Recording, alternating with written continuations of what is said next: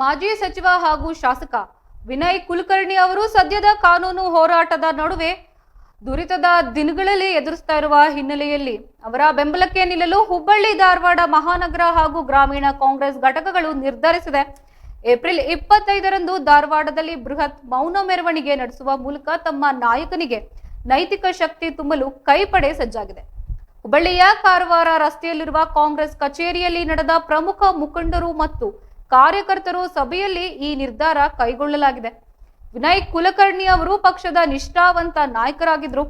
ಸದಾ ಜನಸೇವೆಯಲ್ಲಿ ತೊಡಗಿಸಿಕೊಂಡವರು. ಈ ಕಷ್ಟದ ಸಮಯದಲ್ಲಿ ಪಕ್ಷ ಅವರ ಜೊತೆಗಿದೆ ಎಂಬ ಸಂದೇಶ ಸಾರಲು ಮೌನ ಮೆರವಣಿಗೆ ನಡೆಸಲು ಸಭೆ 9ದ ತೀರ್ಮಾನ ಮಾಡಿದೆ. ಏಪ್ರಿಲ್ 25ರಂದು ಬೆಳಗ್ಗೆ 10:30ಕ್ಕೆ ಧಾರವಾಡದ ಕಲಾಭವನ ಮೈದಾನದಿಂದ ಮೌನ ಮೆರವಣಿಗೆ ಆರಂಭವಾಗಲಿದೆ. ಅಲ್ಲಿಂದ ಪ್ರಮುಖ ರಸ್ತೆಗಳ ಮೂಲಕ ಸಾಗಿ ಗಾಂಧಿ ಚೌಕದವರೆಗೆ ಪ್ರತಿಭಟನಾಕಾರರು ಮೌನವಾಗಿ ಹೆಜ್ಜೆ ಹಾಕಲಿದ್ದಾರೆ.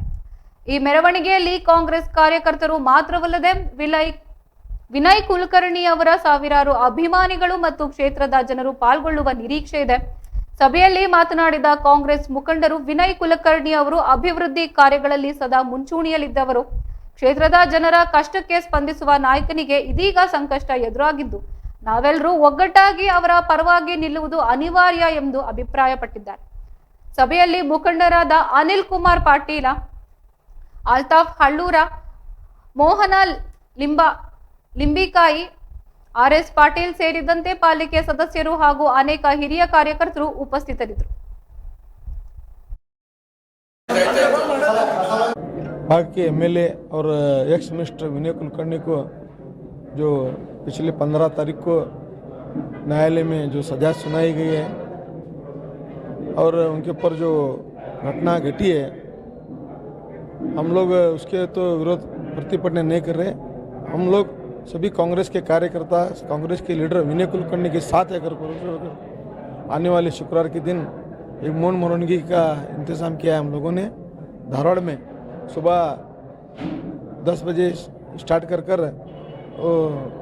12 बजे या 1 बजे तक ख़त्म करने की कोशिश करेंगे, क्योंकि ये विनय कुलकर्णी को जो कोर्ट से आर्डर हुआ है, एक पार्टी उसके पीछे है, लेकिन हमें पार्टी के पीछे या कानून के विरोध में होराटा नहीं होना है, लेकिन सिर्फ एक मैसेज देना है, विनय कुलकर्णी के साथ है. ಇನ್ನು ಮೇಲೆ ಹೈಕೋರ್ಟ್ ಇದೆ, ಸುಪ್ರೀಂ ಕೋರ್ಟ್ ಇದೆ. ಖಂಡಿತವಾಗಿ ಅವರು ಮುಂದಿನ ದಿನಮಾನಗಳಲ್ಲಿ ನಿರಪರಾಧಿ ಅಂತ ಬರ್ತಾರವರು. ನಾವು ಈ ಶುಕ್ರವಾರದಂದು ಇವತ್ತೇನು 2 ಜಿಲ್ಲಾ ಕಾಂಗ್ರೆಸ್ ಸಮಿತಿಗಳು ಸೇರಿ ತೆಗೆದುಕೊಂಡಂಥ ನಿರ್ಣಯ, ಈ ಶುಕ್ರವಾರ 10 ಗಂಟೆಯಿಂದ 12 ಗಂಟೆ ಒಂದು 16,000 ಜನ ಸೇರಿಕೊಂಡು ಒಂದು ಮೌನ ಮೆರವಣಿಗೆ. ನಾವು ವಿನಯ್ ಕುಲಕರ್ಣಿ ಅವ್ರ ಜೊತೆಗಿದ್ದೀವಿ, ಅವರೊಬ್ಬ ಒಳ್ಳೆಯ ವ್ಯಕ್ತಿ, ಒಳ್ಳೆಯ ಹೋರಾಟಗಾರ, ನಾವು ನಿಮ್ಮ ಜೊತೆಗಿದ್ದೀವಿ ಅನ್ನುವಂಥ ಒಂದು ಸಂದೇಶವನ್ನು ಮಾನ್ಯ ನ್ಯಾಯಾಲಯ ಏನು ತೀರ್ಪು ಕೊಟ್ಟಿದೆ ಅದರ ಕುರಿತು ಚರ್ಚೆ ಆಯಿತು. ಎಲ್ಲರೂ ಒಕ್ಕೊರಲಿಂದ ನ್ಯಾಯಾಂಗ ಕೊಟ್ಟಿರುವಂಥ ತೀರ್ಪಿಗೆ ಮೇಲ್ಮನವಿಯನ್ನು ಅವರು ಸಲ್ಲಿಸ್ತಾ ಇದ್ದಾರೆ. ಅವರ ಜಯ ಸಿಗಲಿ ಅಂತಂದು ಎಲ್ಲರೂ ಹಾರೈಸಿದ್ದೇವೆ. ಅದಲ್ಲದೆ ಒಟ್ಟು ಧಾರವಾಡ ಜಿಲ್ಲೆಯ ಗ್ರಾಮೀಣ ಮತ್ತು ಶಹರ ಘಟಕದ ಅಂದರೆ ಇಲ್ಲಿಯ ಕಾಂಗ್ರೆಸ್ ಪಕ್ಷದ ಎಲ್ಲ ಕಾರ್ಯಕರ್ತರು ವಿನಯ ಕುಲಕರ್ಣಿಯವರು ಒಂದಿಗೆ ಇದ್ದಾರೆ ಅನ್ನುವ ಸಂದೇಶ ಮತ್ತು